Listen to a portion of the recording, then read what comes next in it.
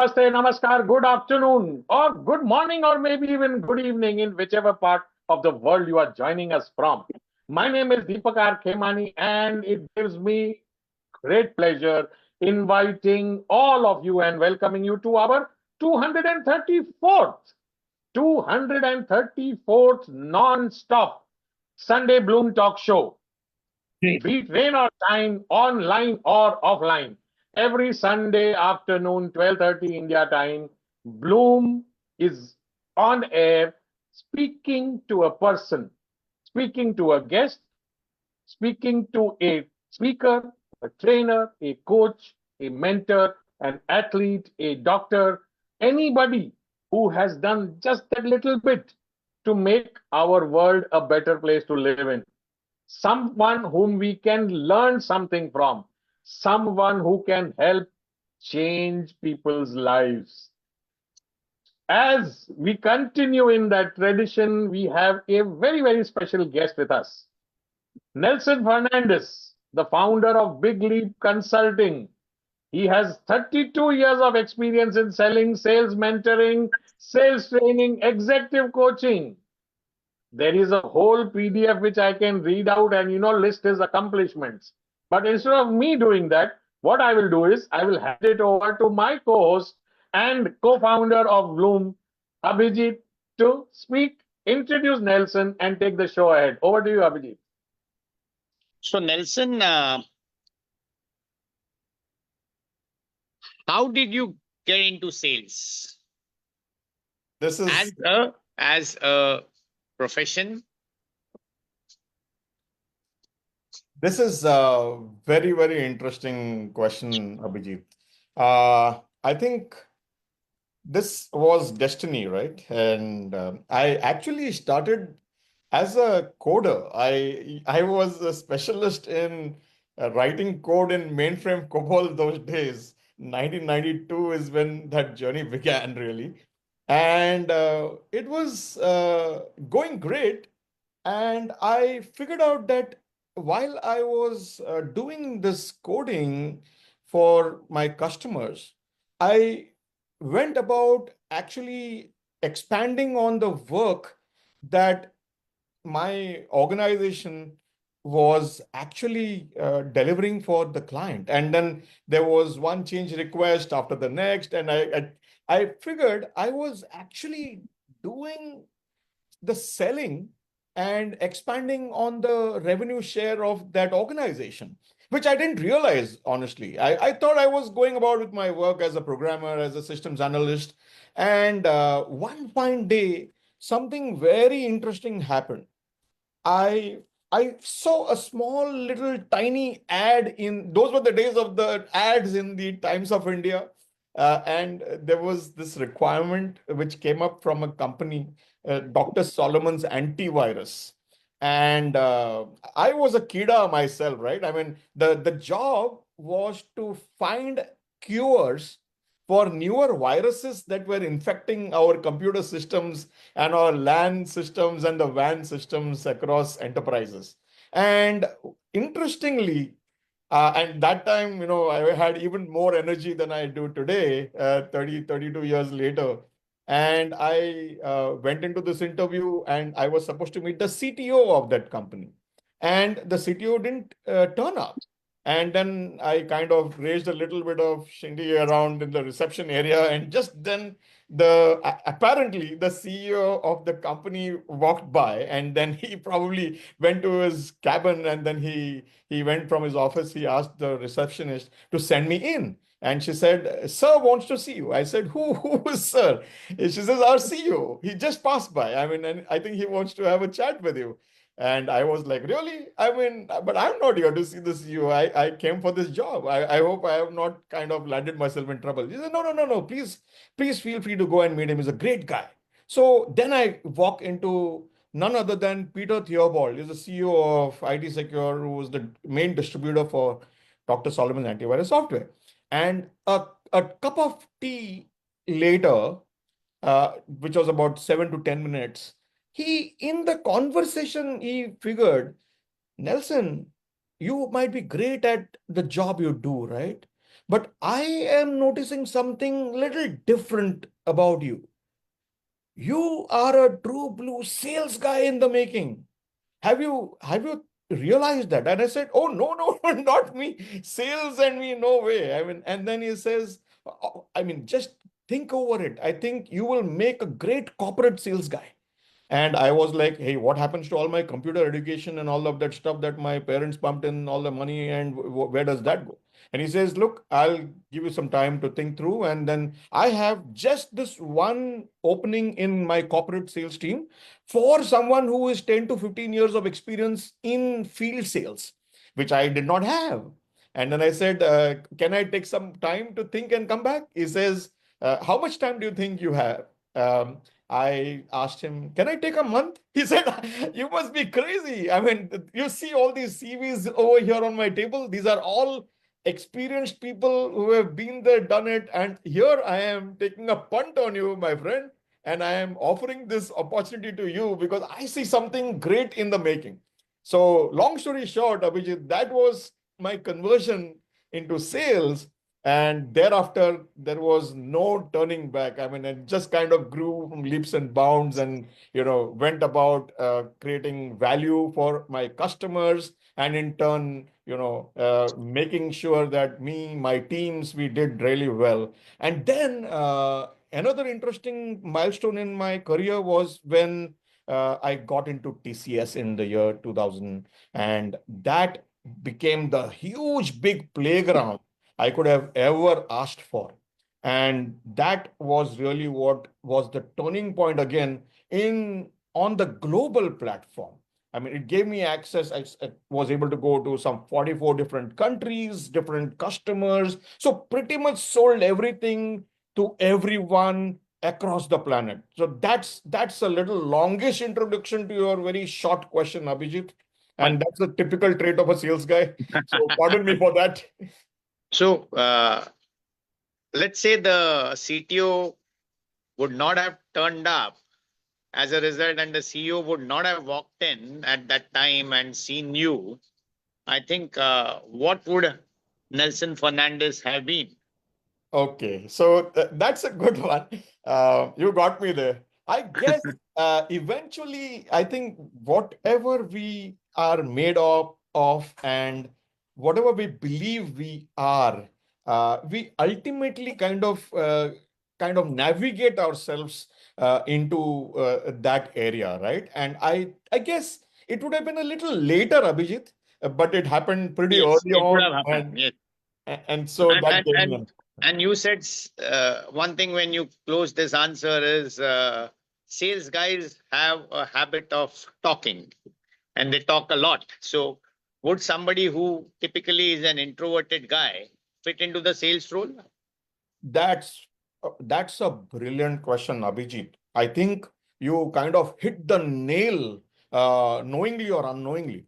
In fact, introverts, I would say, make for some of the best salespeople on the planet, because listening is one of the very, very important qualities one needs to possess. And introverts do that extremely well. Now, there are some great things that extroverts do. There are some immense qualities that introverts possess. And so I guess it makes for a best of both. The combination is what really works well, Abhijit. So there is room, and enough and more room, for introverts to not think that sales is not for them. In fact, I always start, whenever I go into my Big Leaps workshops, I always start the question by asking, how many of you are from sales? And then usually, typically there'll be some 10%, 20%, 40% of the people in the audience who raise their hands. And then I quickly come back to argue that actually every one of us are born with the ability to sell. When Yeah. we start off, when we are born itself, when we cry for our mother's milk, we are selling, we're crying, we're selling for ourselves. I'm hungry, I need food, give me food. So Everyone is, whether you are a finance guy, whether you're a chartered accountant like yourself, Abhijit, or Deepak, whether you're an investment expert, advisor, professional, or whether it is anyone else in the legal fraternity, in the commercial business finance fraternity, in logistics, procurement, we all are selling at all the time. And so I So, say to people that it is great if you can get some little exposure in terms of what does it mean to be selling. so, negotiation and persuasion techniques, I believe, are the key skills which a sales person should have, apart from maybe authenticity and ethics, maybe also having a good product at a great price. What would you put it? Yeah, so I actually I I seem to believe that pricing is really not the factor when you're selling, Abhijit. So there could be people who have something to sell at a premium. Now, you got to be able to have something which can solve a particular problem for a customer or a prospect, right? And if you can get an understanding of what is the issue that the customer has, or your prospect has, if you're able to figure out whether they have a compelling need to buy, and not only compelling need to buy, compelling need to buy from you or from me or from us, and to be able to figure out where they might be committed, but do they have the urgency to solve that problem that they have on hand, right? And therefore, thereafter, having the urgency also is not just enough. You need to have a timeline to the commitment to say, when do I want to solve the problem? And then, in fact, at Big Leaps, I mean, I always go in with a position to say, boss, I probably might be the most expensive sales coach that you will have in India.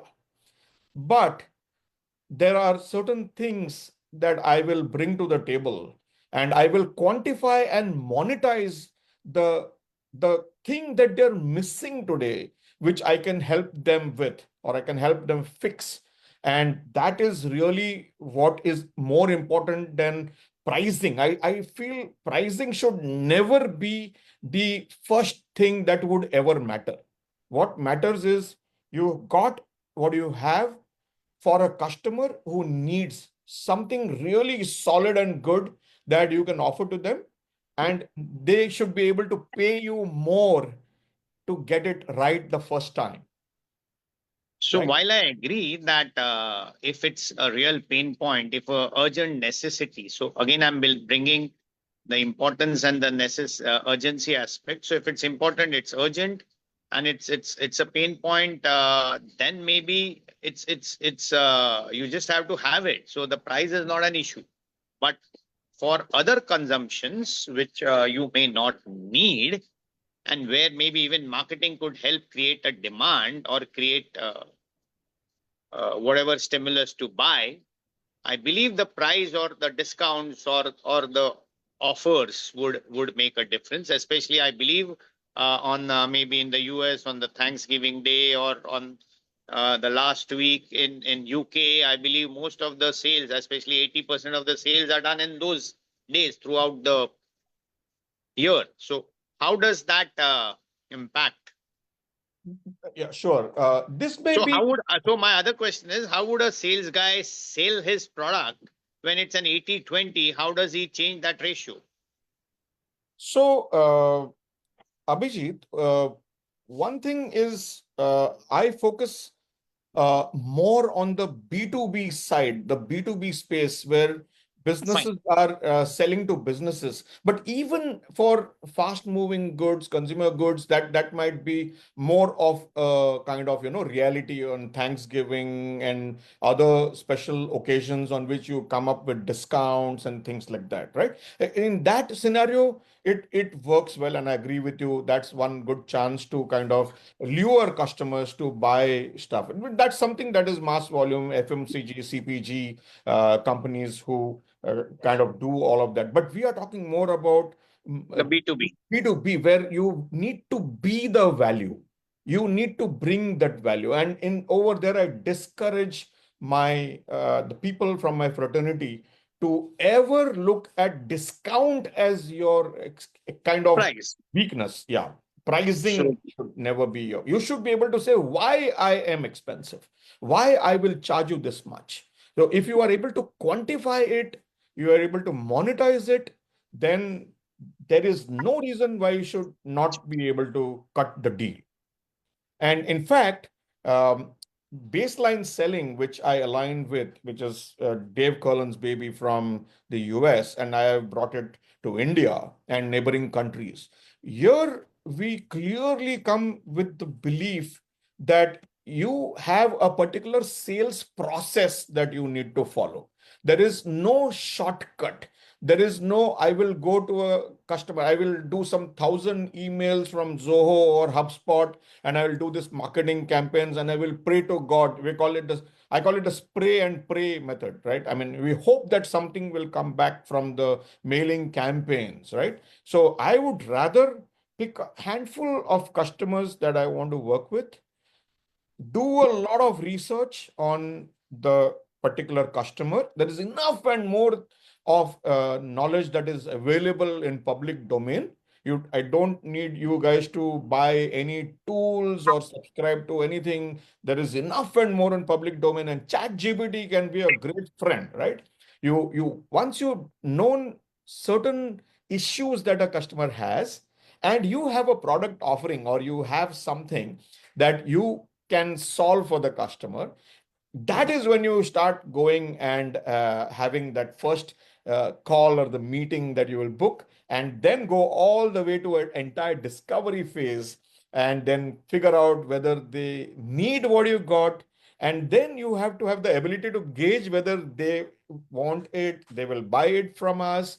And then finally, you go in for the inoffensive close, as we call it. B2B cycles, as you know, Abhijit and team over here on the call, B2B cycles can be pretty long. Certain cases, they go over 3 months or even 6 months for the entire deal cycle, from the time you start talking to the time Oh, you get the PO, right? The purchase order.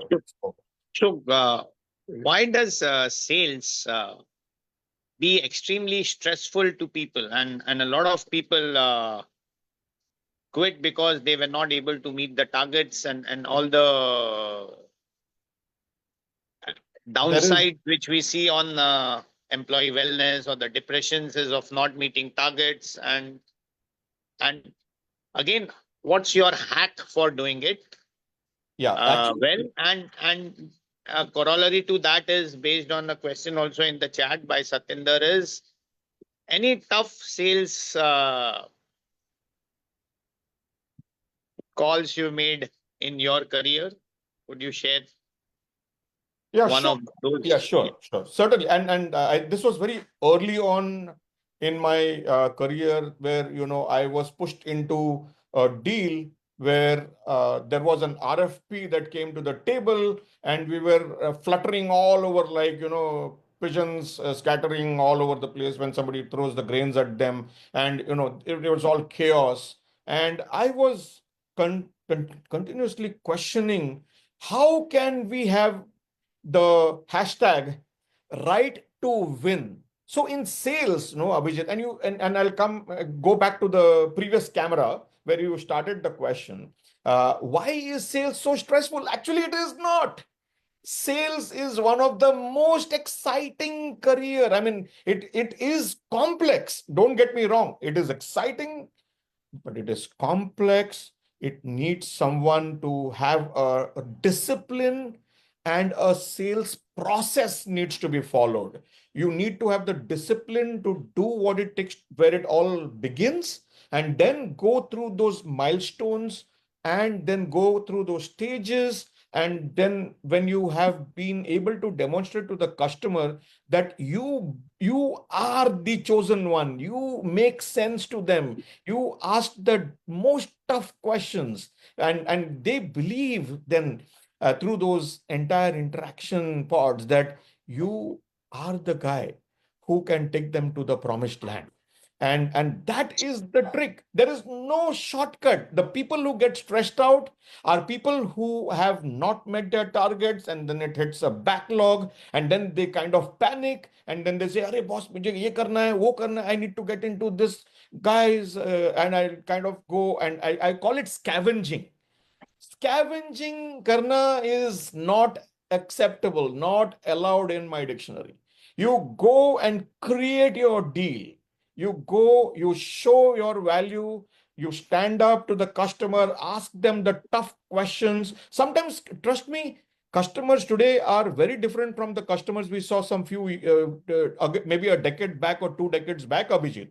Today's customer is much more knowledgeable, but I can challenge you, even that knowledgeable customer needs validation. That knowledgeable customer wants to be sure that they are taking the right call. They want to know that they are going to go with the right company, the right organization to solve their problem, right? So, and you need to be able to demonstrate all of this. If you can't demonstrate this, then you do not have the right to win. So, again, The sales, right to win. sales is a very, it's interesting. It's an irony actually. So on one hand, I will say it is one of the most beautiful professions, right? You're going and selling, you're bringing in revenue for the company. It's such a beautiful thing to know that because you have gone and won those deals home, you brought that revenue home, the people in the organization are going to get paid. The salaries are going to come because of the customer you brought home. And so that's such a beautiful experience in itself to say, hey, I mean, you feel great about it. I'm the guy. This is the team that brings in the rosy roti, right? I mean, so that's what sales is about. But there are people who think that sales is a glamorous job here. I mean, you wear your jacket and you wear this lovely cufflinks, shiny cufflinks, and or you wear that beautiful dress and you go and walk into a customer and you're always talking to CXOs and you're always traveling here and there and you're getting on a plane. So people have this misconception that sales is a very glamorous job, and that's when you'll see it from the outside. But if you look at it from the inside, Abhijit, it includes art, it includes science, it includes neuroscience, it includes psychology. Because you're learning, you're studying your customer all the time. You got to know what triggers the customer to take certain decisions. And if you are just going to go blind into somewhere and sit and say, hey, and go with your 300 slide presentation and say, this is what it is, this is what it is, this is what it is, this is what it is, you are not going to leave an impact with those customers at all. So we teach at Big Leaps using baseline selling. We teach the sales process, the methodology, the frameworks that you need. I mean, and to be honest, Abhijit, uh, the problem with sales, is what you got into the profession after a proper certification to be a CA, right? I mean, so there is you need to pass an exam to be a CA. You need to pass an exam to become an engineer. You need to pass an exam to be a microbiologist, but to be a sales guy, fortunately or unfortunately, there is no specific qualification to get you that role. Everything depends on how you appeared at an interview. Hey, this guy talks fantastic. I mean, this guy seems to have the gift of the gab. Isko sales mein lete hain. And the guy says, oh, I don't mind. I mean, probably, I can give it a shot. And then people get into it. And then certain people realize it is not for me and they eject themselves out of that trajectory. But there are some people, unfortunately, due to lack of guidance, you may call it lack of knowledge, they end up kind of putting the axe on their foot by continuing into that journey and realizing or not realizing that they're causing damage not only to themselves, but also to the future of their career prospects, and also kind of become a drag to an organization. So these are the flip sides of this profession, Abhijit. So, So it's like this, Abhijit. One more analogy I'd like to give you. So those of you, some of you know that I play the guitar and I play the keyboard, and I should say I'm pretty good at it as much as I am with sales. So some people, some parents come to me and they say, "अरे अपना society का annual function में मेरा बेटा को पापा कहते हैं बजाने को सिखाओ sir." And I'm like, really? I mean, you can't be picking up a guitar and then learning how to play Papa Kehte Hain without learning the basics. You need to start with Sa Re Ga Ma first, and then you set the foundation, and then you learn to bat. You learn to play Papa Kehte Hain. So in sales, it is something like this. People say, "Hey, tell me how to work with complex deals," and I'm like, "Hello, let's take a step back. Do you understand what it means to really be an authentic salesperson?" And I'm highlighting, I'm putting emphasis on the word authentic. Today there is a lack of authentic salespeople in the profession, Abhijit, because I'm saying this heartbroken, because on many gates I see the board, salesmen are not allowed, right? I mean, it kind of really makes you feel bad. I mean, why? Yeah? I mean, they're not rascals, right? I mean, but then we realize that it does become frustrating with that Eureka Forbes fellow comes and directly rings your bell and then he wants to sell you his vacuum cleaner. I mean, completely get it. But then why did that happen? Because there is no authenticity around as much as is required in selling. It is a very serious matter, and I take it very, very seriously. Salespeople need to be authentic, and that authenticity can be built only over a period of time. You can't stink of commission breath. Sir, मेरा कोटा नहीं meet होएगा, मेरा target मुझे meet करना है, please मुझे help कर दो, आप मेरा एक यूनिट खरीद लो, मेरा टारगेट मीट होगा. That could never be the case. He should be saying, "I can take out 5 kgs of dust from your house if I were to sell this vacuum cleaner to you over the next 3 weeks." And that should be his pitch, rather than saying, "Mera product kharid lo, mera target meet hoga." That should be the last thing on anybody's mind. You should not stink of commission breath. So that is the other thing that I kind of lay a lot of emphasis on. Anil, there were 3, 4 things which you said, which I noted. One is the right to win. So just in one word, is it the right to win or is it a win-win? No, it is the right to win, Abhijit. I will come back Sure. heavily The on that. second is when you said it's an exciting, challenging process. So does it mean that the sales guy needs to have a mindset to sell? Yes, I mean, he should. Yes. He should. Fine. And there is something called as supportive bicycle, Abhijit. Have you ever heard about it? It's No. supportive bicycle. No. Okay, very good. So let me ask you this question, right? And Deepak ji, Harish ji, open to you as well, Payal to you as well, and the others as well who are not on camera. When you go to buy something, do you go and buy the cheap? Do you shop into 3, 5, 7 places to pick up something, and सबसे जहां पे कम price में मुझे मिलेगा, I will go and buy that stuff? What kind of a mindset do you have when you go to buy some product or a service? So to be very, very frank, if it's a very standardized product like maybe an iPhone or a mobile or a watch, which is a standardized day, then the shop which offers it at the lowest price, period. Lovely, fantastic. So that's a great answer, right? We'll just go to Deepak ji for a moment. Deepak ji, how do you buy stuff? So many So times, Sari for your wife. Unless there is a very attractive sales girl selling, the price does not matter. But otherwise, the price does matter in a standardized product. Correct. No. So let me filter this, right? For a non-standard, I mean, that's a great answer you gave, Abhijit, and you walked away with it. But Deepak, let's say it is like buying a sari for a wife or some family member, how would you choose? How would you choose? So Would you go very, for the very best? frankly, I'm always looking for discounts. So if you can give me a discount, you will attract me. That is where I will, come in, lean in and listen to you and then also probably buy. Having said that, there are things in which there cannot be a compromise. At that time, you simply buy, however good or bad the salesperson is. Okay, thank you for that answer, Deepak ji, and we'll come back quickly to you on that. And Harish ji, since we have your presence on camera, may I request you to tell us how do you typically buy? What's I am your an buy impulsive cycle? buyer. I'm an impulsive buyer. Impulsive buyer. Okay, but then still, I think you go for, if I can get it right, you go for whatever is the best available for you or your family. Most likely, yes. And I don't haggle over prices. Okay, great. Okay.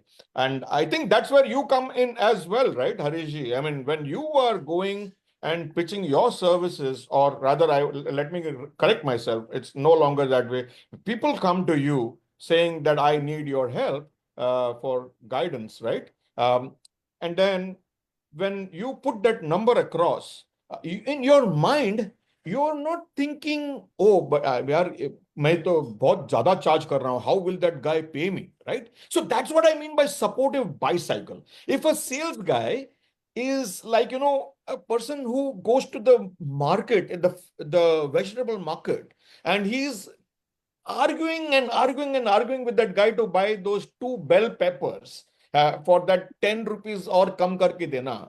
And that's where the bicycle is not as much as a supportive bicycle.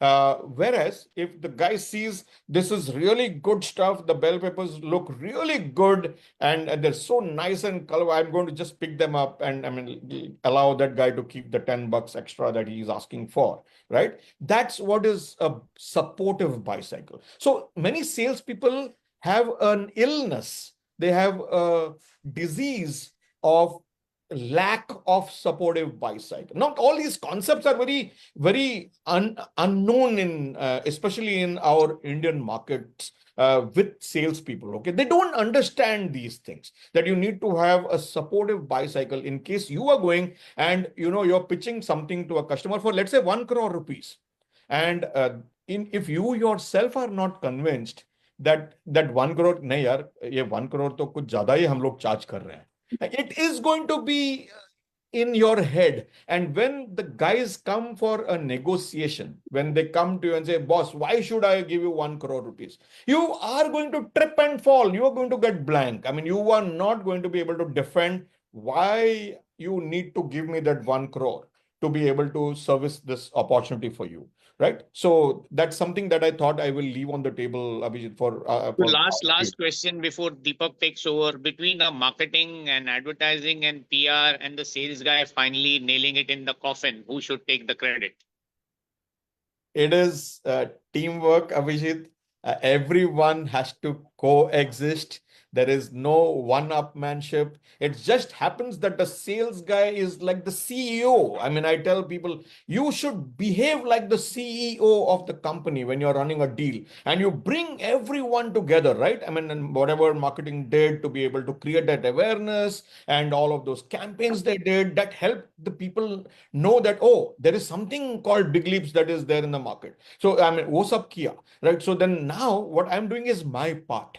And I think we need to embrace the fact that each and every member comes together and makes that impact. So there is no single one-up I man. agree. It's a teamwork, but technically, as a CFO, I have to allocate the bonuses. So to whom should I allocate?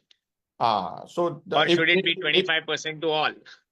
actually, there should be a percentage that should actually go to everyone who is going to be a part of that deal directly or indirectly. I have a big disconnect with CEOs and I hate CFOs who only apportion everything to the sales guys. I mean, I know the sales guys will hate me for this, but there should be a little percentage of gratitude that goes to marketing, to business finance, the commercial finance guys, they work hard to be able to get a win-win proposal that will make all the difference and will help us win the deal. The guys who write the solutions, Abhijit, the people who write solutions are also very important. I mean, because if they don't write a good solution and if it is not acceptable to the customer, where will the sales guy get his commission from? So the solution architects, the pre-sales people, the delivery people, the legal people who vet the contracts are in certain cases B2B. They are very complex. I mean, and ideally, whenever there is a legal document, if you give it to our legal counsel for vetting, it will always come with 90% of the verbiage red line. And you and I, we all know that. So then, you need to work with them and then kind of figure out what it takes to soften some of that and then come up to a win-win, right? So I personally believe, and wherever I have been coaching and training organizations working with CEOs and other CXOs, I insist that they need to change the way commissions are kind of amortized, apportioned, and passed on to salespeople. That's not fair. It should be something I that agree. the sales guy should get the Yeah. larger portion, no doubt, but there should be a reasonable amount of percentage that should be passed on to other what we call as the support units in an So, organization. so Deepak, just take over before the last question is, what is ethical selling and does that exist? Now you are putting me on a spot, Abhijit. When I said let's do this session impromptu, I didn't want you to put me on a spot. So, Ethical boundaries have to be definitely respected. I think if you ask me specifically about India, I think slowly things are changing.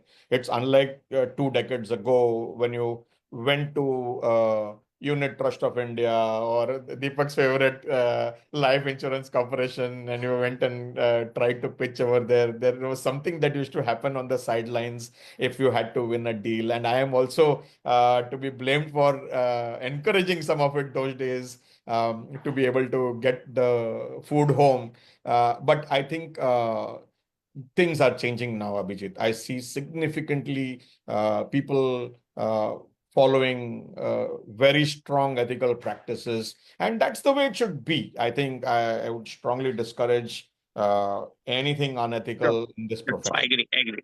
So, last, I can't help keeping on asking you more questions and eating into Deepak's time, but how do you face a rejection ideally when you said salesmen are not allowed, or you worked hard for a deal and at the end the customer just walks away? How bad it feels, and how do you motivate yourself to just have that energy and the enthusiasm to go get up and pitch for the next sale? So that's it, Deepak. With that question, Abhijit has taken away your chance to ask me any questions because this is a favorite question, favorite question that he has asked, right? Fear of rejection is something that is not allowed if you have to be in the sales profession. You have to be absolutely rejection proof, Abhijit. You can't be sitting and whiling and whining over, अरे boss, मैंने इतना मेहनत करी, बहुत मेहनत करी, or then in the end, I mean, this is what I get is not allowed. So, first and foremost, if someone walks into somebody else's plate filled with food, when I say that, I mean somebody else has done all the mehnat, they have done all the hard work, and then you have also been invited because the procurement guy needs 3 coats, and so you get to be the third guy to come in and put in a proposal, right? And you should not expect to win that deal unless you have something game changing that these other two fellows don't have. I call it the value wedge. WEDGE, wedge. Value wedge is your moat, basically. It's something that is very unique to you and your organization. The other two chaps will fall flat. When you enter, you will be the only one with the sword, right? So that is something that one needs to keep in mind. But in any other general situation, no, Abhijit, you in fact started off with the creation of that demand.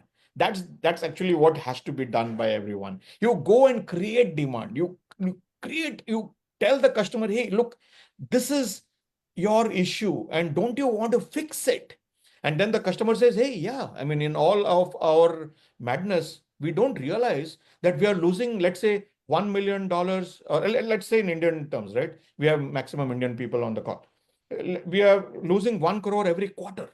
And here's something that I can give you for, let's say, a few lakhs of rupees, let's say 10 lakhs of rupees, for whatever I will sell to you. I will save you 90 lakhs every quarter, which means I'll save you 3.4 crores every year. And if you multiply that over 3 years, so that's what I meant by the quantification monetization kind of a thing that I was talking about earlier on and during the conversation, right, Abhijit? So, yeah, so that's all of the things one needs to keep in mind, that you Sure. get the demand, you get in, you walk in, you do all the entire miles of the journey that you require to be able to try and win.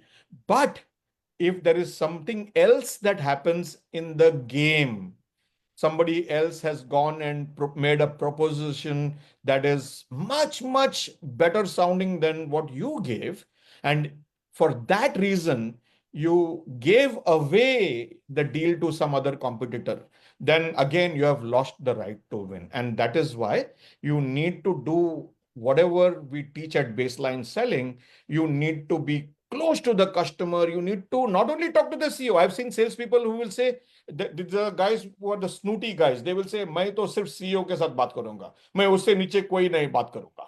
But actually, the fun happens at the lower levels, the -1, -2 levels. That's the guys who really know their stuff. I mean, the CXOs are strategic in what they have to do for the organization. But the -1 and the -2 levels is somebody the salespeople should be very, very closely tuned to, and they should work very closely with them, not ignoring anybody, just because I feel that I was born to talk only to CEOs. So don't do that mistake. Talk to everybody Sure. in the chain, and you will get a lot of inputs from the ground, which will help you when you go in for your final presentation on D-Day, and you will look the smartest among the rest of the folks. Perfect. Perfect. Deepak, stage is all yours. So, what I will do is, there are 24 people in the room. Before I start asking him questions, and once we are in the flow, it'll become 1:30. Let me take this opportunity to open up. Anybody has a question, a comment, who wants to ask Nelson anything, just raise your hand or unmute yourself, and then I will allow you, and then you can go ahead.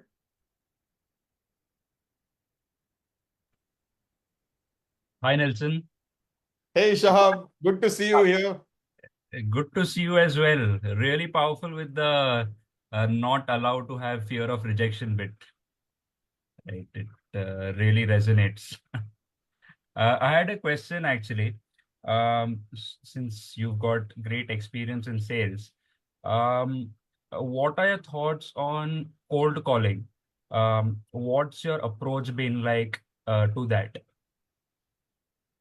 Great question, Shahab. I think every sale starts with a cold call, and everyone needs to create their own sales funnel or pipeline, and not make it an excuse to say, अरे marketing वाले कुछ leads नहीं लेके आ रहे हैं, the sales the organization is not bringing in any leads, what should I work on? Rather than being into all of that bitching, it is great if a salesperson takes it upon herself or himself to be able to create their own basket of pursuits. So it should be every salesperson's basic requirement to carve out at least 1 hour every day, if not more, to just pick up the phone. The phone call is not dead. The phone call prospecting is not dead. Instead of sending 3,000 emails to some database that came from Zoom Info or some other tool, it is better you go to LinkedIn, go to Sales Navigator, you figure out your filters, and then you go make those calls to people and you say, hello, Tarang Mehta, Mr. Tarang Mehta, I am Nelson here. I mean, do you have 10 seconds? I want to tell you why I called.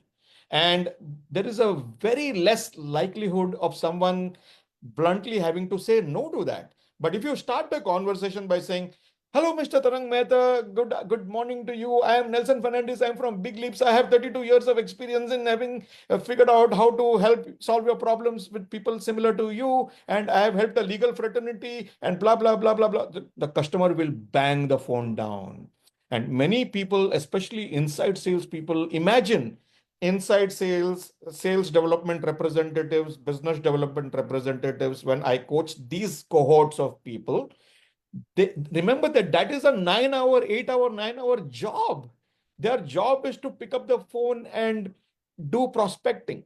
And imagine what would be their situation. They have to face this rejection all the time. And this ties in with the point of fear of rejection or the lack of rejection. You have to have no rejection is what I meant in that context, Sharp. So yes, every salesperson should carve out one after finishing your morning prayer, after you have done with your breakfast, you look up at that chit in your back pocket and see what is it that I'm supposed to do for the day. And that will all begin later. You start with that 1 hour of your daily prayer, which is prospecting. I have certain cases where people work with people in the UK or people work with people in the US. So then obviously we have to adjust our time slot, but make sure that you spend an hour in prospecting. It's not easy. People chicken out. People hate rejection, and it's not easy. But the guys who get it take the cake away. Sharp, did I help answer that question? Yes, Nelson, absolutely. It's always the fear of rejection, right? When you pick up the call and it's always about, hey, I'm Shahab, I do this, do that. And it's always going to be it's someone from probably a telephone service company and bang, it shuts, right? So that's the fear of rejection bit. And I think you answered pretty well that it should be about them, not us, to continue the conversation. Thanks, Nelson. That's right. Go ahead, Madhuri, go ahead. So hi Nelson, hi team. Nelson, so I wanted to know one thing that we spoke about what a salesperson should do, how he should approach and what mindset he should have. I need to understand what a sales leader should do, who has a team of salespeople, who goes to the market. And this guy actually most of the time sits in the office, but he has the maximum pressure on him, answering CEO, CFO, everyone on this earth. So what should be Wonderful question, Madhuri. Wonderful question. so what should be his mindset and how he should handle the team? I am so glad you asked this question and you're going to expose me on this call. I hate sales leaders who only get into a review call and ask, Deepak, how much of target have you met against what you're supposed to do? And I ask the reverse question, Mr. Sales Leader, what have you done to help the guy to go and sell? So I am furious and frustrated with sales managers and the sales leaders and the VPs of sales who have those titles and they believe they're entitled to only ask these questions. No, they are 50% of time at the least is expected to be in coaching the team, understanding who has weaknesses in hunting, who is great at hunting but needs help in qualifying the right deals. I know this fellow who was so good at hunting, but he wouldn't have the aptitude to understand कि बस ये मेरे लिए deal नहीं है. हमारा organization will not be able to come at such a low price that these fellows might likely ask. So one of those guys had a problem qualifying, but he was a great hunter. He just needed a little bit of help and training in understanding how to qualify deals. Now, someone may be great at hunting, somebody might be great at qualification, but that person might shiver in the knees when it goes to meeting the decision maker. Now, let's say Abundant Harish Mehta ji is the CEO of a company that we are targeting to go and do business with. And oh my God, if I go to Mr. Harish Mehta, he is going to slice the hell out of me. He's going to cut me into fine chops. I mean, his voice is so intimidating. I get nervous. How can I go and meet Mr. Harish Mehta? But the trick is, every other competitor will also have the same opinion about him. he might be great at heart, but उनके cabin में जाओगे ना तो वो पूरा एक question पूछ के बैंड बजा देंगे. So what we do? Avoid the meeting with Mr. Harish Mehta. And imagine when the time comes when the commercial guy will go to his table and say, Sir, these are the 3 proposals we have on the table. We have met A, we have met B, and this is this company C. Who will Mr. Harish Mehta go and decide for? Mr. Harish Mehta will decide for Nelson, who went boldly, fearlessly into Mr. Harish Mehta's office and said, Mr. Harish Mehta, I am Nelson and I am working with your team to see how we can save you at least 10 crores every year with a solution that I'm going to offer you for a piddly few lakh of rupees. Mr. Harish, I really want to work with your teams and show you guys how we can deliver value and help you save so much of money. And that's really what matters. So this comes with coaching, Madhuri, and everyone on the group. This most of the salespeople miss out. I mean, I actually you brought some real solid nostalgia to me, Madhuri. There was this deal that was going on, and I will name the customer. I mean, I'm so proud about it, right? HSBC was rolling out for pan India. They were replacing all the machines, the computers, those green monitors that were talking to their AS400 machines back then in 2002, 2003. And there were these 2 guys you had to go and meet if you ever wanted to do that deal. And everybody was shivering in their knees, like I explained a little while ago. What was the plus side of it? You cross this chasm, you go bold and go fearless. You have to do what you have to do. There is no chickening out. You have to go meet these guys. I had to do that. It was a long gestation period to build a relationship and to build a trust. And a year later, when the deal was coming to fructification, all of you know who took that deal from the mouth of the competition.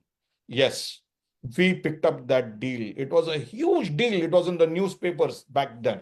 It was being replaced by Dell's server. Some 6,000 desktops and some 72 crazy high-end servers at that point. One of the largest deals in history, right? So that would not have been possible if I were to shiver to go and meet these people and create the deal for us. Madhuri, it is all about proper Coaching. coaching, having a sales process, and more importantly, one has to have the discipline. Sales is all about discipline. It cannot be chaotic. It cannot be a last minute approach to go and, because first of all, you will stink of commission breath. When you go and say, sir, please help me to meet my quota, you're dead right there. When you even uttered that sentence, you are dead. You have to create the value again and again and again and again. I have been repeating myself like a broken record. It's about being the value. And if you can demonstrate that to your customer, you have won it all. I hope I have been able to answer your question, Madhuri. Thank you for asking. It's a great question. Thank you, Madhuri. And Thank before you. I bring Taiwan in, I'll ask you one question, Nelson. And I'm sure everybody in the audience will agree with this and they want to have the answer of this question. This one has been a mystery and somehow nobody has been able to give me the right answer. Why do telecallers call between 2 and 3:30 in the afternoon, just after you have had your lunch and you are going for that nap? Not acceptable. Great point, Deepak. So when we coach people on the how part, we also tell, and I amplify this message because I have banged the phone with frustration, right? It's a Sunday afternoon. God save me. I mean, please don't call at this time. I mean, that's the last thing you can do to kill your own self. It's like Yeah, taking a revolver and shooting yourself in the head. Don't do that. yeah, Thank you, Deepak. yeah. Kaiwan, go ahead. Let's keep it short. Well, short. We've got You only are making me sound like a rocket scientist now. there is only 4 minutes to close. Go ahead. Okay, so Nelson, first, great. The biggest challenge though is that the human brain generalizes, distorts, and deletes. That's proven. Okay. Now, if out of 10, I get a lot of telemarketing calls, sir, aapko ye chahiye, aapko ye chahiye. First and foremost, they lack courtesy. Is this a good, convenient time to talk right now? Is an important question. Yeah. And I don't know there where it just flies out. So we are, at least in India, courtesy is non-existent. Unfortunately, that's a case, right? So how do you deal with, so if you are one out of, say, 25 sales professionals who's different, you are painted with the same brush, by the way. Okay. So how do you deal with that? Please tell me. Very simple, very simple, Kaivan. I don't overcomplicate it. Work like a CEO. Work with authenticity. When you pick up the phone, do that only when you have been able to kind of build that first two, three statements, which are in the benefit of the person you're calling, and don't waste that time talking and bragging about your 32 years of experience. Correct. So I think the main difference lies in saying, Mr. Kaivan, would you like to spend the next 10 seconds to hear why I called? It is about the tonality. It is the way in which you're going to deliver these couple of sentences. And it is the power in your voice that needs to get conveyed, which tells us we all have the great intuitive powers. It tells us, hey, Kaivan sounds like a very different guy. And it kind of lets you bring down your resistance. We call it managing resistance, or even better, eliminating resistance. Whenever I call you, no, Kaivan, if you I don't know you at all and I call you, the first thing I need to remember is there is going to be this wall of resistance. So I first have to work on reducing to gradually eliminating that resistance. When will that happen? If I tell you that this call is all about you, when I tell you that this is going to fetch huge benefits, and your 5, 10, 15, 20 minutes that we're going to spend here after are going to be really beautiful. If I can convey this to my person on the other side, and then I can always say, look, I know I just called you, in the middle of something that you might be doing, and I know that you would be excited to hear what I have to say. Let me check your availability at a time then when we both are and we both are available. Okay, many salespeople make that mistake, and I'll be very blunt and candid here, as I always am. When you are selling, it's always about being equal. The moment you allow the person on the other side to take an upper hand, he is going to use you like a doormat and walk over you. Just reflect on what I'm saying, guys.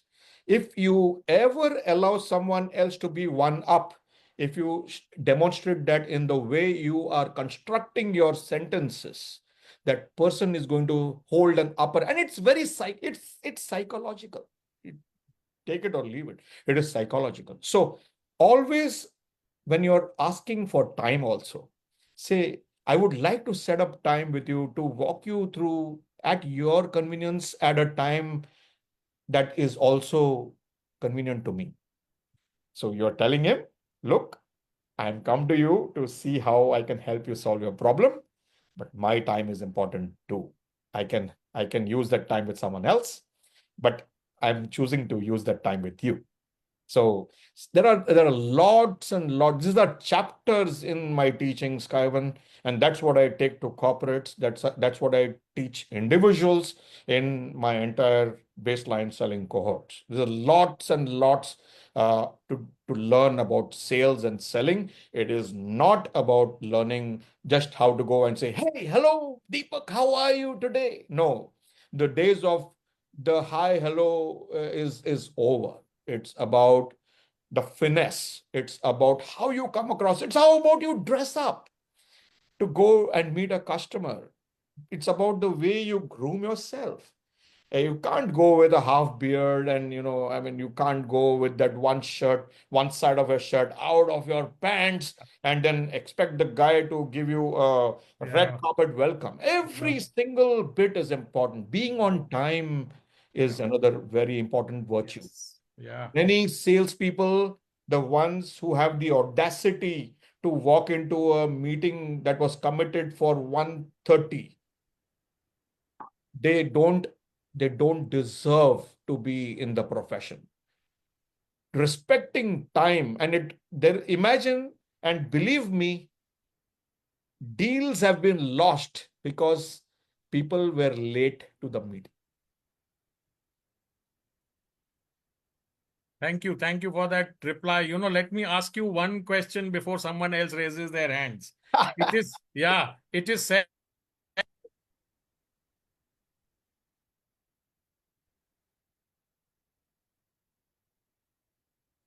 Deepak, I can't hear you. Taiwan.